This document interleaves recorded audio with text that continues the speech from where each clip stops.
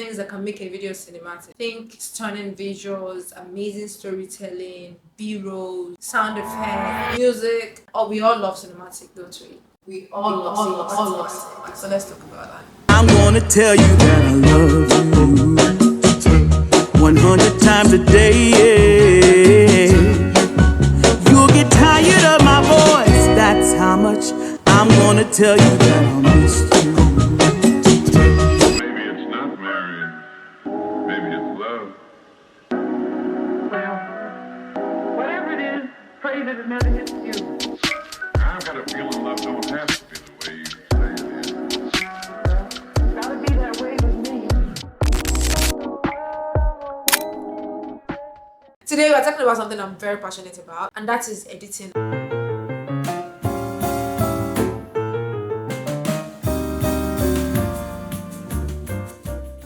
We're diving into some of my top editing cheat codes. These are things that I use for my video that still makes it very nice and pleasing to the eye, and most importantly, cinematic, because we all love cinematic, don't we?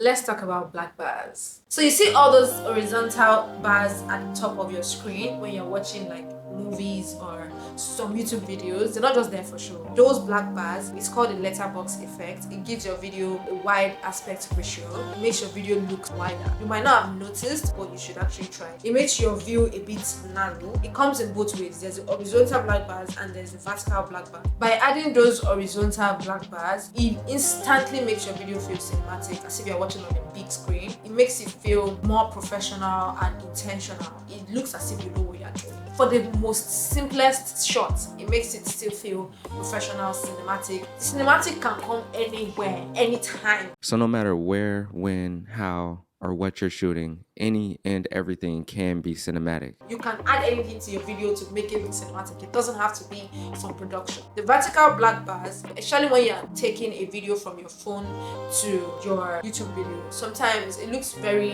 unintentional. It looks very unprofessional. But if you just enlarge a little bit and make it a bit wider, leaving that vertical black bars by the side, it actually gives like a retro, nostalgic vibe, as if you meant something.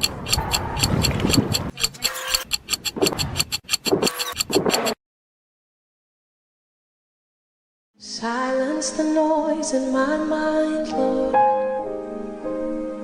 and open.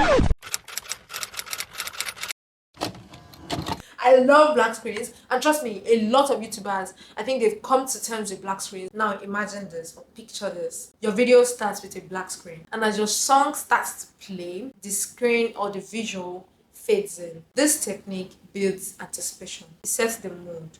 Like, okay, there's something to look out for. And another way the blackout screen can serve as a good technique is in between clips, like a brief pause in between those clips. It allows your viewers to catch their breath. It allows them to take in what they just watched and prepare for the next scene. And also, it serves as a perfect transition. You can fade into black and fade out of black. But blackout screen works. It just works. Watch movies. I've been watching Suits. And most of these techniques, I saw them in Suits. It just further emphasizes that, yes, I am doing the right thing. And I'm like, okay, why not just share? Because, we don't get keep over here, if you know what I mean.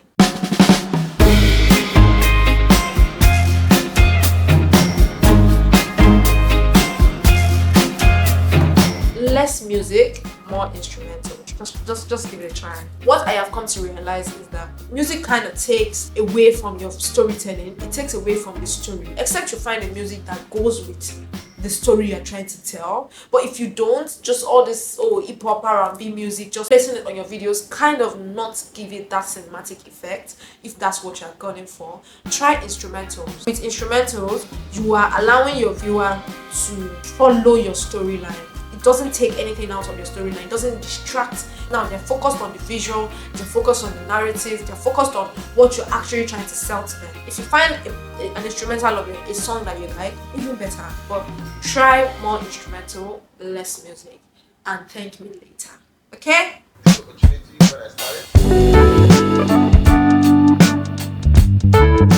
Lower Lower thirds are very important to your video. They pass across some messages, they highlight some things that you don't want to say with your mouth.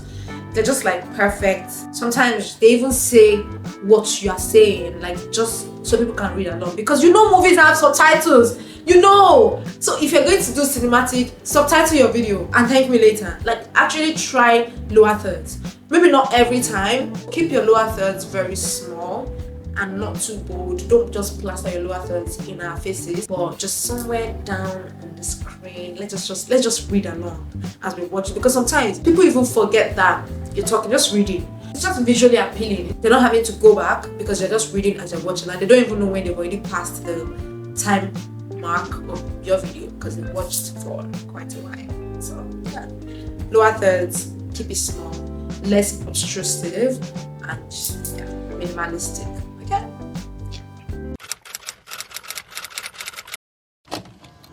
For this technique, let's actually get serious, because it's a very serious technique. Nobody wants to watch you talk looking at the camera. I mean, I get it. We all want to shoot sit-down videos. We all want to shoot talking head videos. But I don't want to be looking at you talking to the camera. So which is why it is important to add like subtle zoom in and zoom out for your videos. It keeps your viewers' eyes engaged. It keeps your viewers' eyes moving. It breaks the monotony of just watching you straight up like this. You're not doing that. Sometimes very sharp zoom in, sharp zoom out. It actually adds to the storytelling. If you know that what you're about to say is very intimate, bring them closer. Talk to them. Let them feel, intimate with you. It's just the way you use it, but it is important that you use it, because that way you are helping the visual dynamic of the viewer, and it allows your video to be cinematic, because cinematic doesn't have to just be vlogs. Even when you sit down sometime to talk to your camera or to talk to your audience, you still want it to be cinematic. But this doesn't just apply to talking head videos as well, which is going to bring me to my point number 6 of zooming in on some clips as well. Like I said, we are not all going to be filmmakers. So you see all these close-up shots, mid shots, wide angle shots. It might just be too much for us. Even me, that I like to consider myself a filmmaker, so I shouldn't be here talking down on the filmmaking skills, but just to help people that are not going to be filmmakers or that would not want to go through the stress of being filmmakers. Adding zoom ins on your shots, post-production. That way you have broken close-ups. You didn't shoot the close-up, but you can just get it through a zoom in during editing. Get another one through a zoom out. You can zoom out in a way that will leave black bars, and like I said, black bars still give your videos cinematic effects. So don't be afraid to do anything, which is going to bring me to point number 10. But when we get to number 10,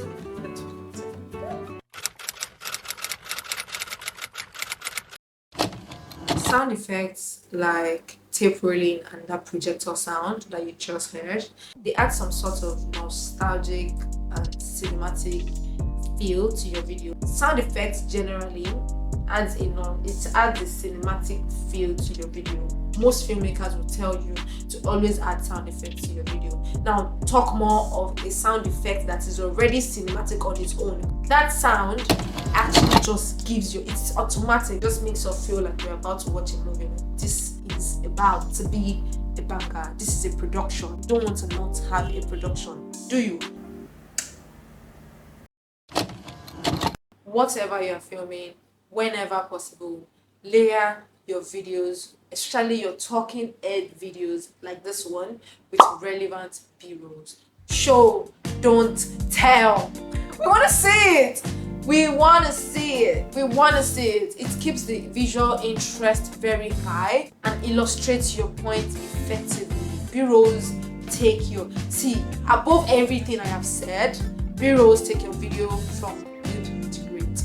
B-rolls, they provide context, they show example, and they add varieties to your video. We want to see. We don't want you to tell us you went to the market. Take us to the market. What do you mean by you went to the market today? Where is it? How do we believe you now? They make your narrative more compelling. I won't say believable, because we believe you. It's your video. It's your choice to tell us, but it makes it more compelling. It makes you feel like you're telling us a story. It adds to the whole experience. It adds its own cinematic touch and feel, and that's what you want.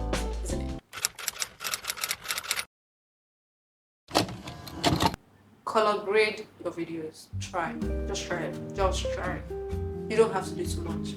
Just reduce some color, reduce some saturation, reduce some brightness, add some contrast. Just do something. Just touch it, because it sets the mood. Or learn. Try to learn about color grading. Color grading sets the mood for your video. It adds something. It adds a feel, a general look and feel, not just everything I have been saying. The utmost of everything, which is why I'm saving the best for the last. For what it's worth, try to learn about color grading and try to add it to your video. You can decide not to add color grades and still do every other thing I have said. Take everything, baby steps, take it one step at a time, right? You don't have to rush it. But at least try to learn about some basics of filmmaking. If you can't learn about angles and all those things, or composition, which I think is the hardest. Lighting is the hardest. I'm still struggling because I don't know why this blue light is here. So if you ask, well, it's okay. I need something in my background. My point is, try to learn the basics of filmmaking, and color grading is one of it. Try to understand the color wheel. Try to understand the color theory, and yeah, I think we're good. Which is going to bring me to the last point of the day. Experiment.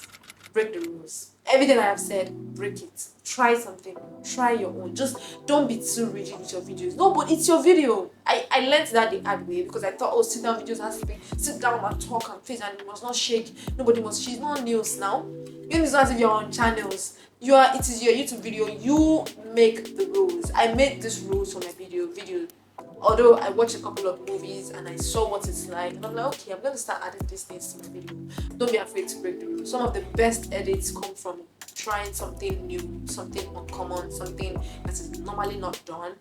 Those are where you say, oh, this is nice, and then you just start using it. Innovation often lies outside conventional boundaries. So push the limits and see where your creativity is going to take you. The earlier you start being you, the earlier it is going to take people looking for you to find you. Because at the end of the day, you are going to have an audience, no matter how long it takes, but it's going to happen. And you're going to have people that will enjoy listening to you. So there you have it, my top cheat codes for creating a cinematic video in post-production, in editing. So I hope these tips or these techniques keep you inspired and help you to keep being creative. Rules are meant to be guidelines, not constraints. I hope these tips will push you to embrace your creative freedom and refine your craft. Until next time, keep experimenting, keep being inspired, and I'll see you in my next video. Peace out.